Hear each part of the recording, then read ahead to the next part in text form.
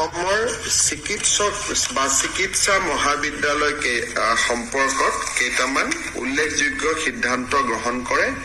সেইটো হ'ল যে যেতিয়া এজন ৰেজিষ্ট্ৰাৰ বা মেডিকেল কলেজৰ ফেকাল্টি হিচাপে এজন ব্যক্তিয়ে যোগদান কৰিব বা এজন ডক্টৰে যোগদান কৰিব, ৰাজ্য চৰকাৰে দৰমহাৰ উপৰিও বেংকৰ জৰিয়তে তেওঁলোকক একোখন গাড়ীৰ ব্যৱস্থা কৰি দিব, যাৰ মূলধনটো তেওঁলোকৰ দৰমহাৰ পৰা কটা হ'ব, কিন্তু সুদখিনি সম্পূৰ্ণ ৰাজ্য চৰকাৰে বহন কৰিব।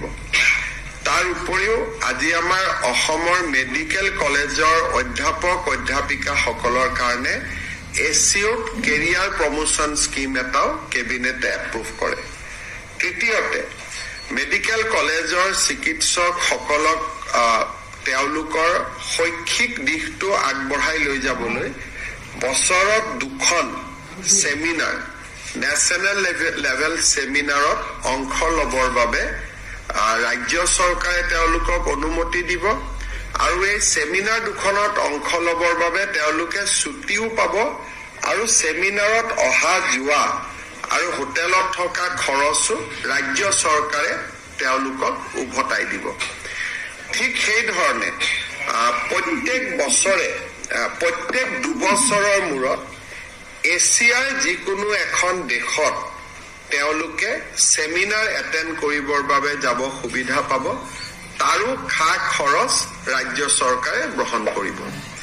আৰু প্ৰতি 3 বছৰৰ মূৰত আমেৰিকা বা ইউৰোপত তেওঁলোকে একোখন ছেমিনাৰ যদি শৈক্ষিক ছেমিনাৰ এটেণ্ড কৰিব যায়, তাৰো সম্পূৰ্ণ খৰচ ৰাজ্য চৰকাৰে বহন কৰিব। এইখিনি সুবিধা এইমছত আছিলে, কিন্তু আমাৰ মেডিকেল কলেজসমূহত নাছিলে।